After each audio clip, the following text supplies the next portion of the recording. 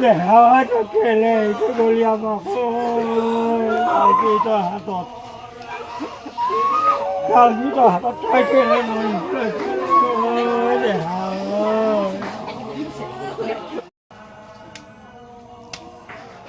đi đâu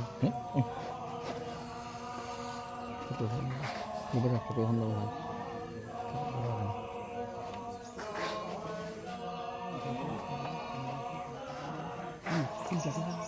খুব কম প্ৰতিভাৱান ছাত্ৰ ছাত্ৰী আছে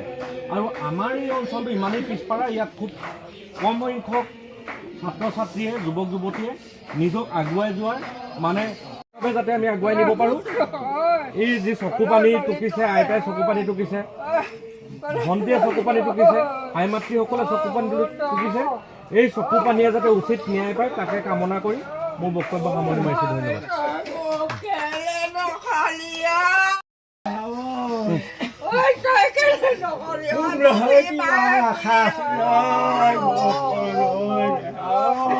ô cả cô lúc rồi trời mà khai ra cái gì đó hết rồi mày có là đừng có kêu nó còn liệu ăn ơi nó khai rồi nó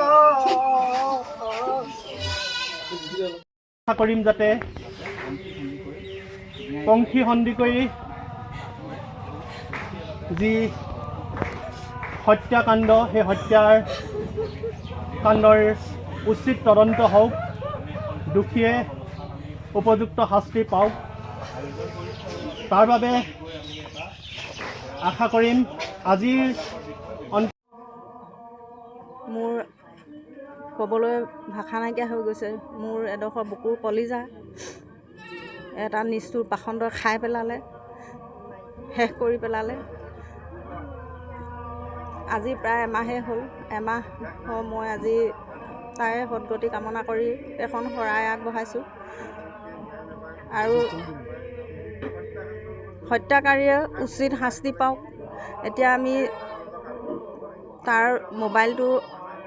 পাইছে বুলি গম পাইছোঁ কিন্তু তাৰ ভগা টুকুৰা বুলি কৈছে কি ওলাই নাজানো হয়তো সি প্ৰমাণ নষ্ট কৰিবলৈ মোবাইলটো ভাঙি পেলাইছে গতিকে এইটোৱে প্ৰমাণ কৰে সি যে তাইক হত্যা কৰিছে আৰু এইটো বুলিয়ে নহয় সি সম্পূৰ্ণৰূপে মই ছোৱালীজনী প্ৰথম দেখিবৰ পৰা যিমানখিনি তাইক আঘাতৰ চিন দেখিলোঁ স্পষ্ট হৈ আছে তাত ক'বলৈ মানে একোৱেই নাই সি যে তাইক নিৰ্মমভাৱে মাৰি পেলাইছে গতিকে মোৰ ছোৱালীজনীক যিমান নিষ্ঠুৰভাৱে সি এই মৰিয়াই শেষ কৰি পেলালে সিও যেন তেনেকৈ শাস্তি পাওক ইয়াক ফাঁচি দিয়ক ফাঁচিয়ে হ'ব তাৰ কাৰণে উত্তম শাস্তি আজি মই সি উঠি অহা ছোৱালীজনী কিমান সপোন এটা বুকুত লৈ মই ডাঙৰ কৰিছিলোঁ তাক মই খাই পেলাবলৈ দিয়া নাছিলোঁ এতিয়া আইন আৰু আদালতৰ জৰিয়তে বিচাৰ হ'ব বুলি ভাবিছোঁ আগবাঢ়িছোঁ যদিও মই আপোনালোকক কি ক'ম মই এজন দুৰ্ভগীয়া পিতৃ মোৰ ছোৱালীজনী প্ৰতিভাৰ কথা আপোনালোকেতো গম পাইছিলেই মই এটাই অনুৰোধ জনাওঁ তাৰ পৰকীয়া প্ৰেমৰ কাৰণে মোৰ ছোৱালীজনীক হেৰুৱাবলগীয়া হ'ল আৰু তাৰ পৰকীয়া প্ৰেমৰ কাৰণে এই যিগৰাকী গায়িকা নীলাম নিতা নেকি এইগৰাকী ঘৰত লেট্ৰিন বাথৰুম বনাই দিয়া কথাটো আমি এতিয়া গম পাইছোঁ আৰু সেইটো কাৰণে তাই কাজিয়া হৈছিলে বুলি আমালৈ ফোন কৰিছিলে তৃতীয়তে তাইকো আইনৰ আওতালৈ আনিব লাগে আৰক্ষী প্ৰশাসনে আৰু ইয়াত কি ক'ম মই বেলেগে যে মোৰ পংখীজনীৰ গতে ভৱিষ্যতৰ পংখীসকলেও যাতে এনেকৈ কাৰোবাক ভাল পায় ঘৰত মই ইয়ালৈকে বিয়া সোমাম বুলি কৈ বিয়া সোমাই গৈ নিজৰ জীৱনটো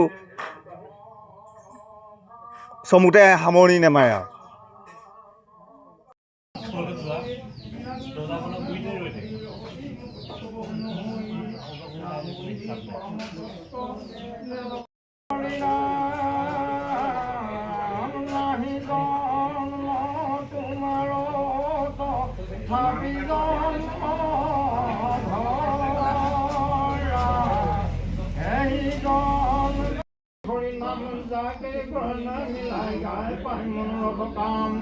পণ্ডিত মানি বেদ বসানি গৌৰৱ কৈলি হব চুৰ গীত কবিত গুণ শংকৰদেৱৰ। আজি আমাৰ কাৰণে এটা অতি দুখৰ কথা আপোনালোক সকলোৱে জানে যে আমাৰ এগৰাকী অতি প্ৰতিভাৱান যুৱতী আমাৰ নিতাই অঞ্চলৰ ডিমৌ অঞ্চলৰ শিৱসাগৰৰ এগৰাকী প্ৰতিভাৱান যুৱতী পংখী সন্দিকৈৰ হত্যা কৰা হ'ল। আজি এই দিনটোত আমি পংখী সন্দিকৈৰ জীৱনত যেনেধৰণে বিভিন্ন প্ৰতিভাবিলাকৰ লগত তেওঁ জড়িত হৈ আছিল, এই কথাবিলাকৰ জৰিয়তে আমি আজি পংখী সন্দিকৈৰ স্মৃতিবিলাক আমি সোঁৱৰিছোঁ। তাৰ লগতে আমি সংকল্প লৈছোঁ যে পংখী সন্দিকৈক যিগৰাকী নীতিশকেশ দাসে হত্যা কৰিছে, কাৰণ যদিও আত্মহত্যাৰ ৰূপ দিবলৈ চেষ্টা কৰিছে, বৰ্তমান আমি প্ৰাথমিক তদন্ততে প্ৰমাণ হৈছে যে এয়া এক হত্যাকাণ্ড আৰু এই হত্যাকাণ্ডৰ লগত জড়িত নীতিকেশ দাস আৰু লগতে এই পৰিকল্পনাত জড়িত প্ৰতিগৰাকী ব্যক্তিয়ে যাতে দৃষ্টান্তমূলক শাস্তি পায়। এগৰাকী যুৱ প্ৰতিনিধি হিচাপে আমি সদায় কৈ আহিছোঁ যে আমাৰ যুৱ প্ৰজন্মৰ স্বাৰ্থ সুৰক্ষিত হ'ব লাগিব, আমাৰ নাৰীসকলে উচিত মৰ্যাদা পাব লাগিব। যিটো সময়ত আজি আমাৰ বিভিন্ন সময়ত আমি শ্লোগান শুনো যে বেটি বাচাও বেটি পঢ়াও, কিন্তু বেটি বাচাও বেটি পঢ়াও এই শ্লোগানটো কেৱল শ্লোগান হৈ আছে। সেইকাৰণে আমি কৈছোঁ আমি আইনসংগতভাৱে আজিৰে পৰা আমি শেষ পৰ্যায়লৈকে যুঁজ দিম বুলি আমি সংকল্প লৈছোঁ। আৰু এই সন্দৰ্ভত মই আকৌ কওঁ যে আমি গুৱাহাটী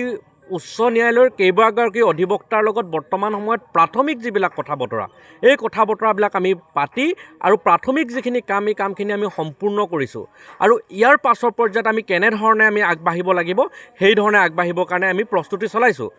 এই ক্ষেত্ৰত আকৌ আমি কওঁ যে বৰ্তমান সময়লৈকে আমাৰ প্ৰশাসনে আমাৰ চিকিৎসা বিভাগৰ ফালৰ পৰা আমাৰ পষ্টমৰ্টমৰ যিটো ৰিপৰ্ট আহিব লাগিছিল, এই যুঁজটো ভালকৈ যুঁজিবৰ কাৰণে তেওঁলোকে কিন্তু আমাক ইয়াত সহযোগিতা কৰা নাই। আমি আশা কৰোঁ, তেওঁলোকক আমি দাবী জনাওঁ যে আপোনালোকে সোনকালে এই প্ৰতিবেদন আমাৰ আগত দাঙি ধৰক আৰু আমি এটা উচিত দিশেৰে আমি আগবাঢ়ি গৈ এগৰাকী যুৱতীক, এই যুৱতীৰ পৰিয়ালটোক, এই যুৱতীৰ লগৰ সকলো মানুহকে, যিসকলে আচলতে পংখী সন্দিকৈৰ কাৰণে কণ্ঠ হৈ মাত মাতি আছে, সকলো মানুহকে ন্যায় দিবৰ কাৰণে আমি আগবাঢ়ি আহিছোঁ আৰু শেষ পৰ্যায়লৈকে যুঁজ দি যাম।